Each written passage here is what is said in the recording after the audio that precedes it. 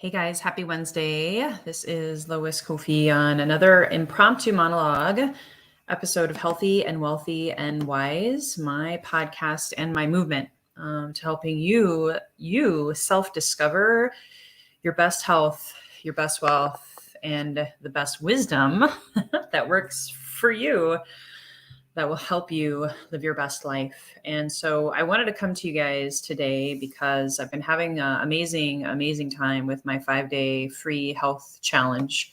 And it's not too late. You can still sign up, and it's January 25th. You can actually sign up till the 27th.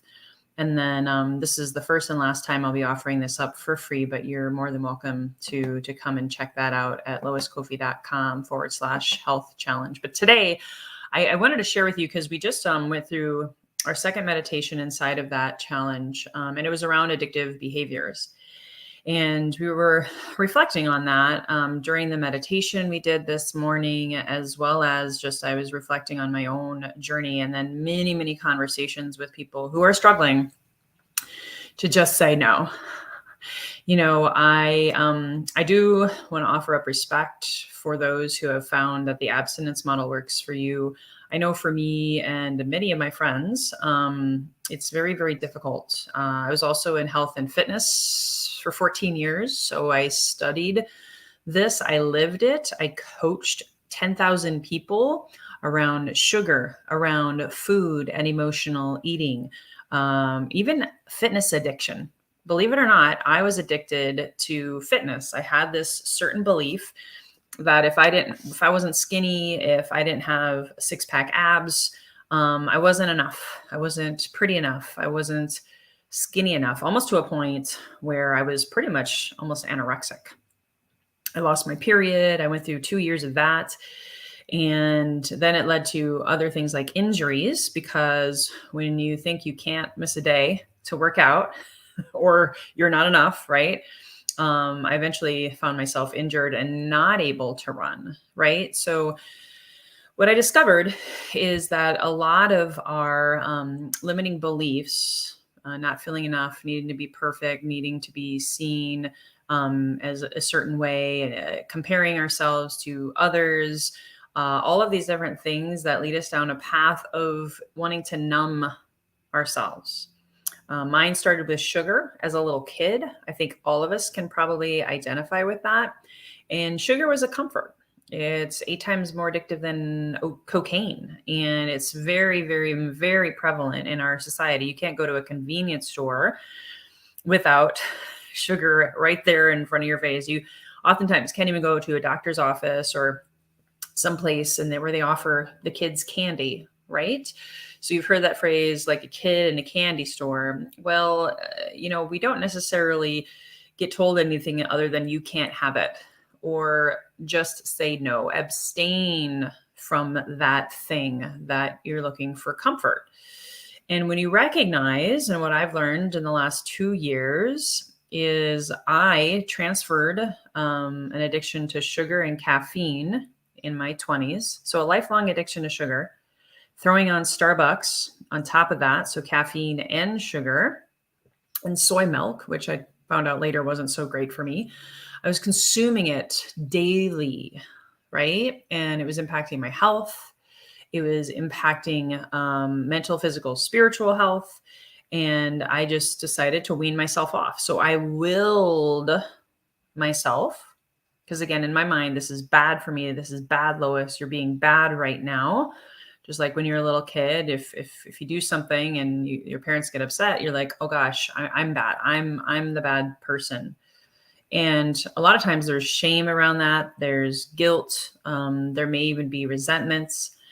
And so I went through my first 30 years with those tendencies, those behaviors. And I just said, you know what? I'm going to become a sugar Nazi, like the soup Nazi on Seinfeld, no soup for you. I thought once I got off of sugar and caffeine, I was perfect. I felt that need to be seen as perfect, almost like a fitness and nutrition guru. And sure enough, a couple years later, I turned to alcohol. And then not overnight, but over a few years, I had converted or transferred that one soothing mechanism, actually two, coffee and sugar, over to alcohol. So I never got to the root cause of it. And our brain has been impacted, right? We've been programmed. Our brain is still developing till we're 25 years of age. And any micro traumas, any stressors, getting cut off in traffic, an argument you might have with your spouse, even hearing no after a sales process, right? I've been there. I've done all of that and found myself drinking more alcohol, working more. And finally, enough was enough. And I said, why do I keep transferring habits? Why do I keep finding myself in this autopilot cycle of reaching for something outside of me in order to cope, in order to feel soothed? You know, our brain has pleasure centers in it. We were born and created to have imagination, to feel pleasure. And yet a lot of what society says is no, just don't do it. Just don't do it. Just say no. And unfortunately, I will say I've lost many friends to suicide, addiction, including family members. And I think it's time to stop just saying no and come together and have honest conversations first with yourself, like I did, like why? And there's all of these other things, right? Like our cell phone. How many times do you use that a day? How many times do you check your messages? All of those dopamine hits that give you false pleasure. Again, that is outside ourselves. And then that can impact you in so many ways, not just your health. It impacts your relationships. I was very disconnected from my children, from my husband, and I needed help. So thankfully, I found the right guides, the right tools. And it took me really a good 18 months to peel back all of the layers because I'm 45. I've gone through 4.5 decades of addictive behaviors, tendencies. Oh, another one too that, people don't think about is people pleasing can be addictive. Giving, helping other people can be addictive because it's been known, givers gain. You give someone help and then you feel better, right? And a lot of people do that without getting compensated properly, oftentimes even without asking, right? And that causes strains in relationships. And again, it impacts your health and it impacts your finances, especially if you're overgiving. And then it impacts the ability to rest, to be true to yourself, all of it. So addictive behaviors are a part of our society. It's a part of our culture. And we've got to start going within and really deep diving as to the why behind this. And I found that some of mine was definitely childhood trauma, but it was even ancestral trauma that was carried forward through my parents, through me in utero. And there's a whole nother conversation on that I won't go into today, but we really got to become empowered. Today on my day 2 of the Health Challenge, my guest speaker, Melissa Costello, is going to be talking about becoming an empowered eater instead of an emotional eater, right? Food is one of the biggest addictive behaviors because you need to eat, right? You really need to eat. You can't not, right? And workaholism, working too much, that was a big one for me. And well, you kind of got to work to make a living, right? It really helped me understand the homeless population because after a while, you just realize, why am I here? What am I doing? And it actually makes a lot of sense sometimes. The Great Resignation is happening. It's a symptom of a much, much, much, much bigger, I think, opportunity we have as a society to really start asking, why do we keep repeating the same mistakes? Why does alcoholism run in the family? Why? And so really getting to that root cause is so key.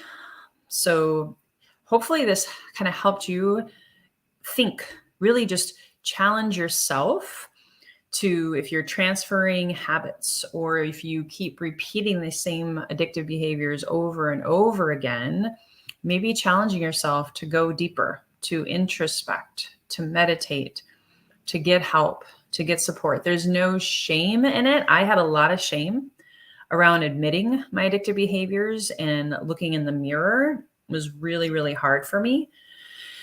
But it was the best beginning that I could ever give to myself, to my marriage, to my children. Now that I've released a lot of the trauma, I've introspected, I've gotten to the root, pulling the weeds out by the root and planting new seeds of hope, faith, love, compassion for myself. Again, not an overnight journey, especially if you're 45. However, there is hope. I just want to encourage you about that.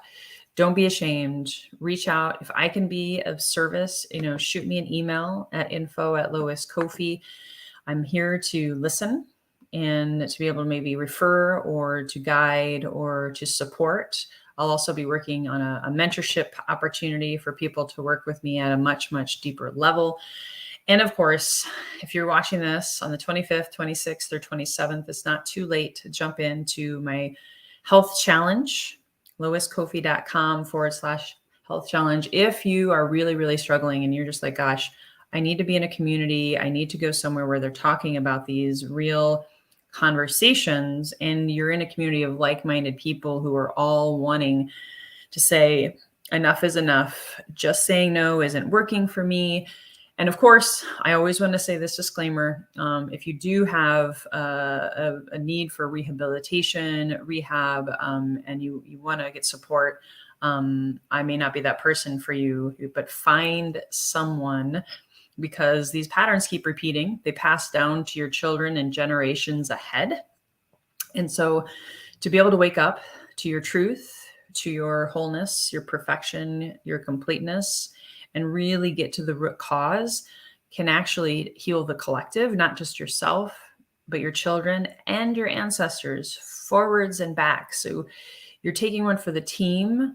You're raising your hand and saying enough is enough. And I want to get help. I want to get support, because then things can start to shift and you can see increases in your health, improvements in your finances, and of course, improvement in your relationships. I think that's the biggest one that I've seen is deeper, richer, more real, authentic relationships. Because when you're riding on those addictive behaviors, it's hard to be real. It's hard to be authentic because, again, behaviors have a hold of you and you're not really coming from your highest and best version of yourself.